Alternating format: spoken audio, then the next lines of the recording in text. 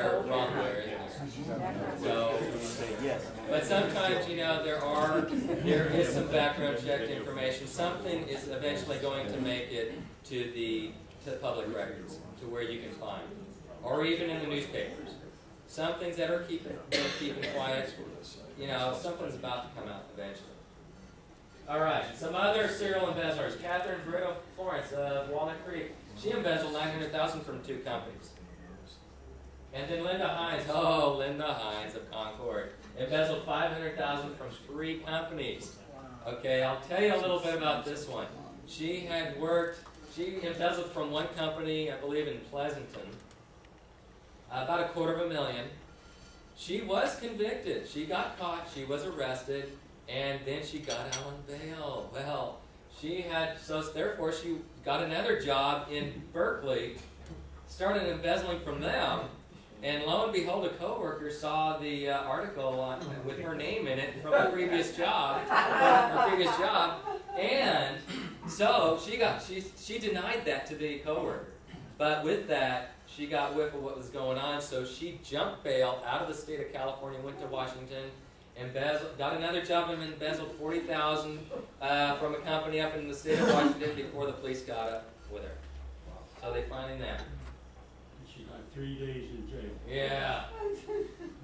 Yeah, white-collar crime, it's, you know. A doctor's office in Palo Alto, I worked on this case, embezzled $400,000 by the office manager. The office manager of the doctor's office hired this individual from a staffing agency. Okay? Well, you know, I would think that if you hire someone from a staffing agency, you're entrusting that staffing agency to provide you some quality people.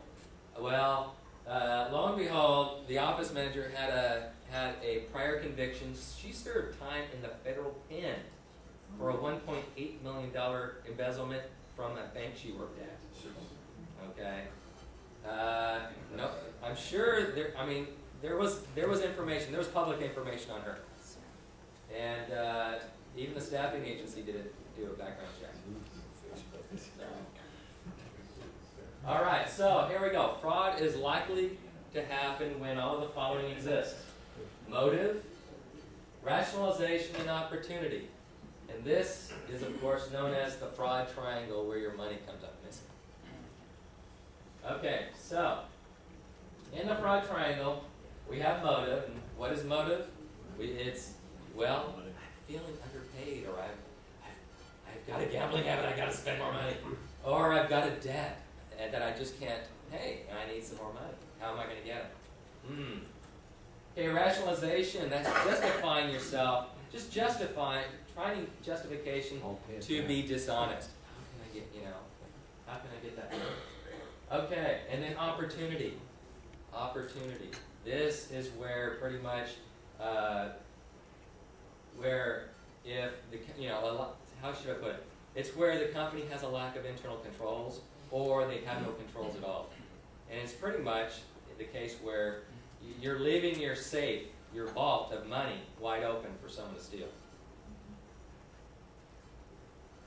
So when you take away one of these corners of the fraud triangle, you pretty much deter or prevent fraud from occurring in your business. Okay, so which of the 3 types of fraud factors or pressures is the #1 reason behind workplace fraud and abuse? Opportunity. You're right. Opportunity. Why? Because that's where businesses have the main control of. If you prevent opportunity, then you're going to pretty much prevent fraud from occurring. Okay, internal controls. What is internal control? Well, it's a process that provides assurance on the effectiveness and efficiency of operations in your company. It's the reliability of financial reporting, compliance with laws and regulations if you need to have compliance in that sort of thing, and then safeguarding of assets. Safeguarding of assets. Okay, here is another statistic chart, control weaknesses that contributed to fraud. And topping the chart at 35% is lack of internal controls. But, to me, that is way too low. So let's take a further look at this chart right here. It's got lack of internal controls, lack of management review. It also talks about lack of competent oversight, lack of independent checks and audits, lack of clear lines of authority, and lack of reporting mechanisms. Those are also internal controls. Okay? So when you quantify the percentages, in all reality, lack of internal controls tops the chart at over 67% as being the control weakness that contributes to fraud. Okay?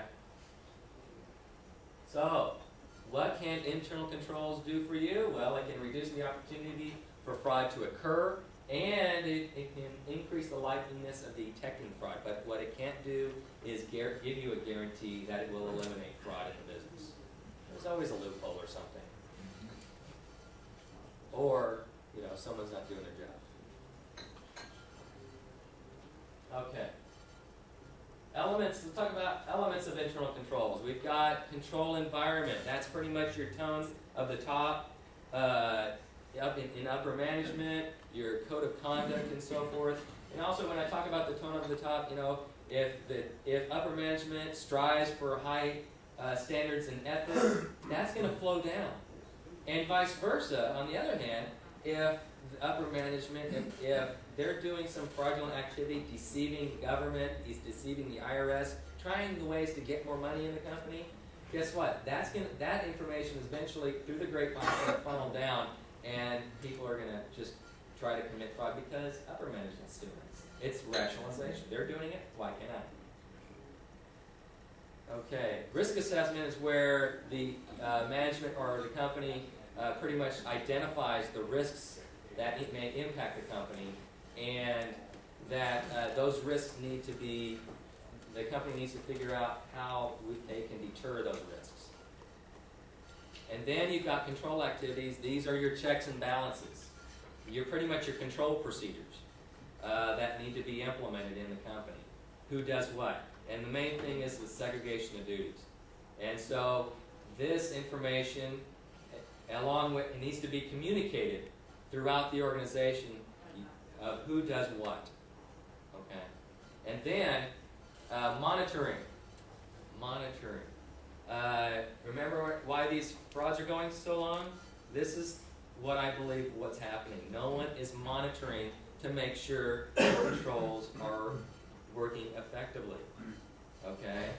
You can say, well, and in fact, this is where companies fail. Where, if you got the monitor, you have to make sure that those internal controls are working properly. And monitoring is the key issue in this, and especially in the recent frauds. Okay, does everyone know what I mean by red flags? They're the warning signs that may